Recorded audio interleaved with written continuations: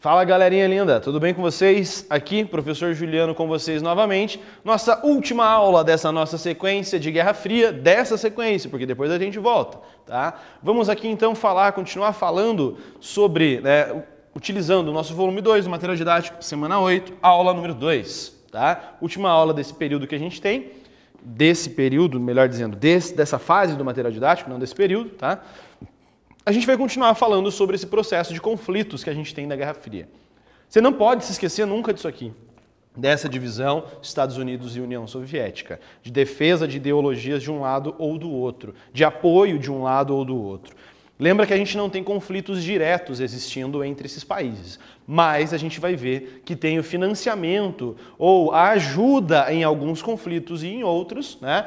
E nessa nossa aula de agora, a gente vai falar sobre a chamada Guerra do Vietnã, tão abordada no cinema, na música, na literatura, né? E também sobre a Guerra da Coreia. A gente sempre tem... A história é uma disciplina privilegiada no sentido de que a cultura pode nos auxiliar muito, né? E existem debates dentro da história sobre a utilização de fontes de cinemas ou não, enfim, mas os filmes sempre nos ajudam. Eu sempre cito para vocês filmes que são possíveis a gente relacionar para a gente compreender esses objetos de estudo e visualizar eles, né? Às vezes a gente fica falando sobre um período histórico que você cria na tua cabeça uma imagem que talvez não seja correspondente com a da realidade, tá?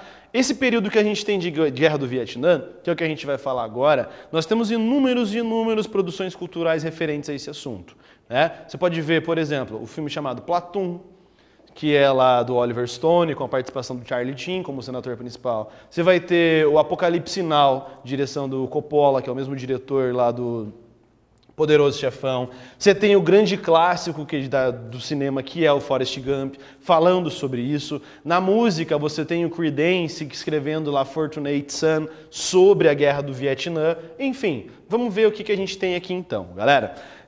Pessoal, o Vietnã, o que é o Vietnã? Não tem como a gente compreender um evento histórico se a gente não sabe de geografia. Geografia é uma disciplina que a gente precisa sempre estar puxando ali conceitos ou, visualmente, a estrutura de um mapa, tá? Para a gente poder se localizar, certo? Então aqui no cantinho sempre você tem o planeta Terra e aqui o foco que é sendo feito e aqui a ampliação, né? E entenda que a gente está fazendo esse zoom. Então aqui a gente tem, de uma maneira geral, as ações imperialistas na Ásia e na Oceania, né, nesses territórios que são dominados por países europeus no período do imperialismo do final do século XIX e no decorrer do século XX. Observe aqui comigo então. Nós já falamos sobre, claro, aqui a África, beleza? Aqui o chifre da África, que a gente chama, que é essa pontinha aqui, né? E a transição para a região do Oriente. Tá? Oriente também é uma outra coisa que a gente tem que tomar cuidado quando fala isso, para não cair em subjugações, né? Porque na maioria das vezes quando a gente fala os orientais, a gente está generalizando e não preocupados. Tem um professor chamado Eduardo Said que ele fala que o orientalismo é uma invenção do Ocidente, tá? Enfim, aqui a gente vai ter o território asiático, né? Já falamos sobre o processo de independência da Índia, nessas regiões, e aqui a região asiática como um todo e parte da Oceania. Um território todo recortado, aqui é o dinossaurinho que a gente tem, né? O território da Nova Guiné, toda essa região aqui. Nessa região nós tivemos muitos conflitos durante a Segunda Guerra Mundial. Tem alguns filmes também falando sobre o domínio das Filipinas e a derrota dos Estados Unidos aqui. E um pouco mais para frente você vai acabar chegando no Havaí, tá? Onde nós tivemos lá aquele ataque de Pearl Harbor em 1941, que depois em 1942 os Estados Unidos entrou na Segunda Guerra Mundial. Qual vai ser o foco da nossa aula de agora, pessoal? Essa região aqui, ó. Essa regiãozinha que nós temos aqui, a chamada Indochina. Uma região que hoje em dia é dividida em vários países, né? Mas a Indochina, galera, essa região ali, ela foi uma colônia da França. E lembra que após a Segunda Guerra Mundial, a França está passando por um processo de reconstrução, porque a França foi praticamente destruída, principalmente a região norte dominada pelos nazistas, né, durante a Segunda Guerra Mundial. Então, após a Segunda Guerra Mundial, com o Plano Marshall, financiado pelos Estados Unidos, a França está passando por esse processo de reconstrução. Tanto os outros países que tinham colônias vão estar possibilitando às suas colônias as suas independências, né? Então, a França tinha que se preocupar com a sua reconstrução. Portanto, a sua colônia Indochina percebe a possibilidade que tinha de buscar e conquistar a sua independência. Dá uma olhada aqui comigo, galera. 3 mapas que eu coloquei para vocês da mesma região para que você tenha visões diferentes sobre esse assunto. Aqui, de uma forma geral, toda essa região é a chamada Indochina. Tá? Que a gente tinha nesse mapa, essa pontinha de baixo aqui, beleza? Bem próximo à China. Né? Aqui você tem o Vietnã, você tem a Indochina como um todo, e aqui são as divisões do território da Indochina. Tá? Essa parte aqui nós temos hoje o Vietnã, aqui o Camboja e aqui o Laos, que a gente acha que é tudo a mesma coisa, mas não é, tá? Aqui do lado você tem um outro mapa para você perceber, aqui ao lado fica a Tailândia, né? Bangkok, por exemplo. E nesse mapa a gente tem um mapa que a gente vai utilizar. No paralelo 17, entre 1955 e 1976, a gente vai ter a divisão do Vietnã em 2 Vietnãs. O Vietnã do Norte e o Vietnã do Sul. O Vietnã do Norte é o Vietnã comunista. Tá? Lembra que a gente vai ter sempre essas divisões. E o Vietnã do Sul vai ser um Vietnã capitalista. E é aqui que nós temos as disputas acontecendo. Essa guerra. Galera, esse contexto de guerra que a gente tem de guerra do Vietnã, principalmente durante a década de 60, a década de 60 é um dos períodos de maior produção cultural que a gente tem na história da humanidade, principalmente com os movimentos de contracultura. Né? A década de 60 é riquíssima na música. Por exemplo, tem um ano específico da década de 60 que é o ano de 1967, que você tem o lançamento do Sgt. Pepper's dos Beatles, você tem o lançamento do primeiro CD do David Bowie, o primeiro CD do The Doors, o primeiro CD do Jimi Hendrix. Nomes que são ícones da música têm o seu primeiro álbum sendo lançado nesse período. Velvet Underground também, aquele álbum clássico da capa da banana, né? Tudo na década de 60. E nesse contexto todo, nós temos inúmeras manifestações contra a Guerra do Vietnã. Por quê? Porque os Estados Unidos vai se intrometer diretamente nesse conflito. Não tem um motivo específico. Os Estados Unidos nunca declarou oficialmente guerra ao Vietnã.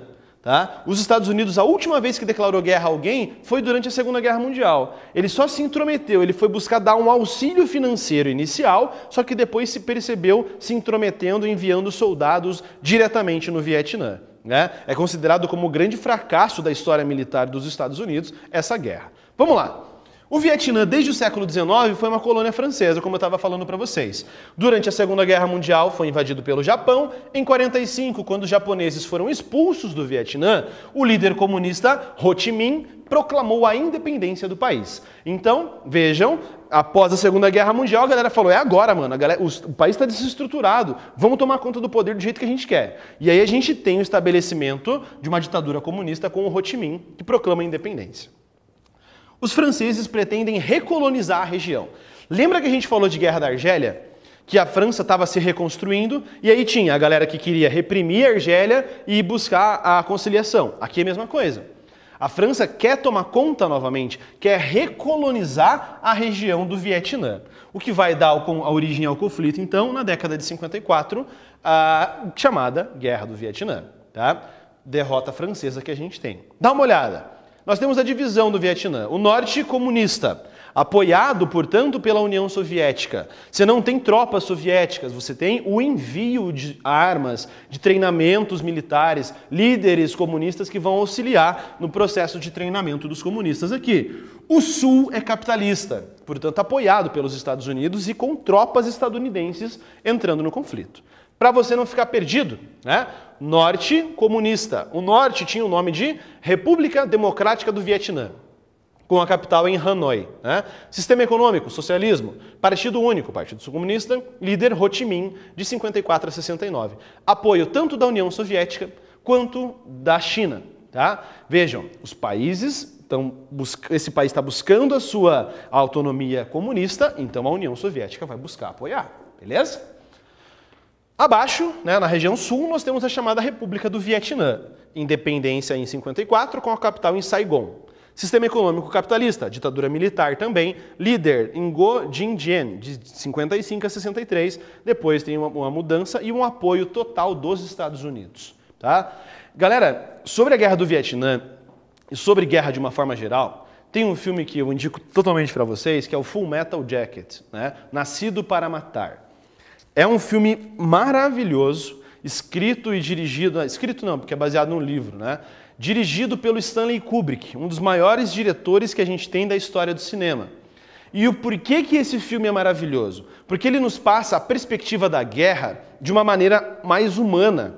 Tá? A gente não tem aquelas construções gigantescas do soldado bombadão atirando e matando com orgulho. Você tem um aspecto humano sendo abordado no filme. Tá? Inclusive tem o caso lá no filme, que é genial essa passagem, de um soldado dos Estados Unidos que ele tinha a função de ser jornalista no conflito, está cobrindo a guerra do Vietnã. E aí ele tem um símbolo de paz e amor desenhado no seu chapéu lá, aquele símbolo hippie que a gente tem, né? Que a gente tem ali então, ele pega e desenha esse símbolo no seu capacete, não chapéu. E aí chega lá um líder e fala, pô, cara, você tá aqui cobrindo a guerra do Vietnã com um símbolo de paz e amor? Daí ele pega e fala bem assim, isso aqui representa a dualidade do homem. Enquanto eu tô cobrindo a guerra, eu tô preocupado com a paz. Vai dizer se não é genial isso daí. Esse filme é maravilhoso. Dá sem falar sobre o transtorno do soldado dos Estados Unidos que acaba cometendo suicídio durante o treinamento militar ainda nos Estados Unidos. Tá? Enfim... Aqui na guerra, então aqui só coloquei essa imagem que a gente tinha aqui, eu reduzi e coloquei no cantinho. Então o Sul vai ser apoiado pelos Estados Unidos. Os Estados Unidos vão enviar tropas para aquela região para tentar fazer com que o Vietnã seja reunificado, porém com um domínio capitalista, com o domínio do Sul. Eles querem combater o comunismo. Lembra que eu falei para vocês na aula passada? Tinha a chamada teoria do efeito dominó. Se uma região virasse comunista, outra poderia se tornar e assim por diante. Os Estados Unidos não queriam permitir que essa região se tornasse comunista. Não dá muito certo, né? No Vietnã do Sul, formou-se um governo ditatorial que, a partir de 59, perseguiu grupos comunistas, como a Frente de Libertação Nacional, os Vietcongs. Os Vietcongs vivem nessa região do Sul, que é uma região capitalista. Os Vietcongs querem fazer com que o Sul se transforme também em um país comunista, assim como o Norte. A partir de 63, os Estados Unidos iniciam o envio de tropas para lutar contra os Vietcongs e invadir o Vietnã do Norte. Então, tinha os Vietcongs na região do Sul. Professor, mas o Norte é comunista? Sim, o Norte é comunista. E no Sul, a gente tem grupos tentando estabelecer o comunismo no Sul também. Tá? Continuando.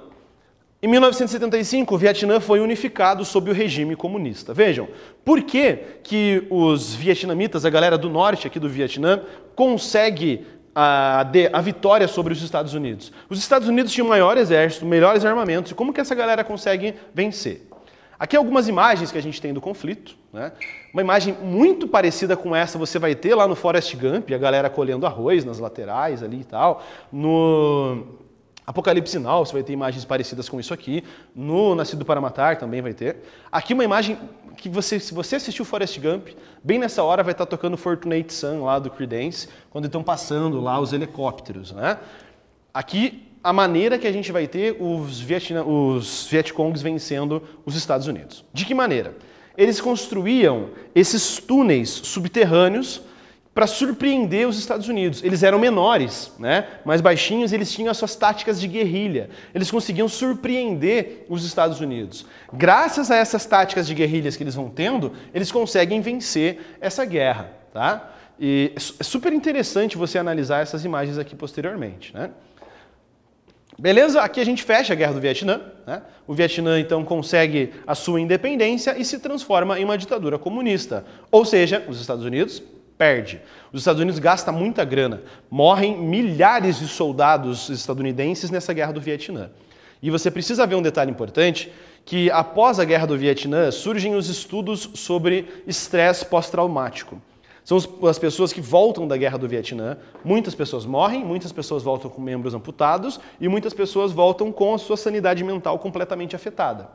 Muitos soldados estadunidenses voltam da guerra com vício em heroína, tá? Porque o Vietnã era uma região de produção de heroína muito presente.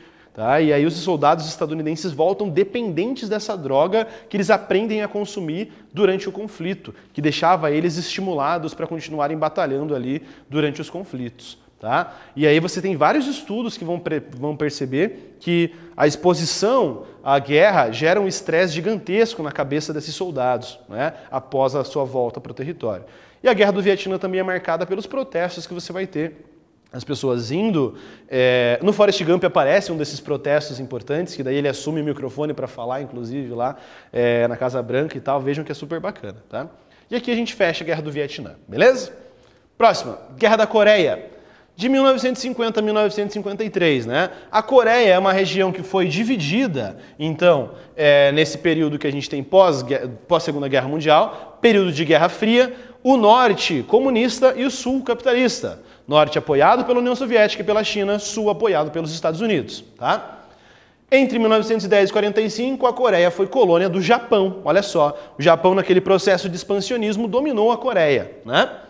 Com o fim da Segunda Guerra Mundial, a Coreia conquistou sua autonomia, porém foi dividida em duas zonas de ocupação. A República da Coreia, Coreia do Sul, sob a influência dos Estados Unidos, e a República Popular Democrática da Coreia, a Coreia do Norte, sob influência da União Soviética, estabelecendo um governo comunista. Isso aqui serve para você ver como que os nomes das coisas não definem elas em si. Por que eu estou querendo dizer com isso? A República Popular da China é uma república popular? Não, é ditadura comunista. A República Popular Democrática da Coreia, a Coreia do Norte, ela é democrática? Não. Então você tem que entender que quando a gente fala que o Partido Nacional Socialista dos Trabalhadores Alemães, não quer dizer que era um partido socialista e nem que o nazismo é de esquerda. Tá? Só para você entender as críticas que a gente vem tendo de revisionismos históricos contemporâneos. Tá? O nome não quer dizer muita coisa em si. Tá bom? Então não é República Democrática, Popular Democrática da Coreia, é só o nome, sob a influência da União Soviética. Os novos governos, no entanto, desejavam reunificar a Coreia. Cada um queria reunificar do seu jeito. O Norte quer reunificar a Coreia comunista, o Sul quer reunificar a Coreia capitalista. Né? Quem vence isso? Ninguém. Acaba-se que a Coreia permanece com essa divisão até os dias de hoje. Né? As relações diplomáticas entre Coreia do Norte e Coreia do Sul foram reatadas muito recentemente. Em 50, a Coreia do Norte atacou a Coreia do Sul. Com o apoio do Conselho de Segurança da ONU, os Estados Unidos declaram guerra, declaram que, como nação agressora, a Coreia do Norte estava sujeita a represálias. Temendo um avanço dos Estados Unidos até suas fronteiras, a China enviou reforços para a Coreia do Norte. Em 53, foi assinado um acordo de paz que intensificou a Guerra Fria. Não houve vencedor e a Coreia continuou dividida. Aqui também a gente tem a presença de soldados dos Estados Unidos participando dessa guerra. Inclusive lá na sériezinha chamada That Seventh Show, o pai lá do Eric Foreman participa da guerra e sempre que ele pode ele cita esse conflito. Fechou, galera? Aqui a gente fecha esses principais conflitos da Guerra Fria. Tá? As atividades da plataforma já estão disponíveis para vocês lá no sistema. E até as nossas próximas aulas. Eu sou o professor Juliano, foi um prazer dar essas aulas para vocês. Tchau, bons estudos!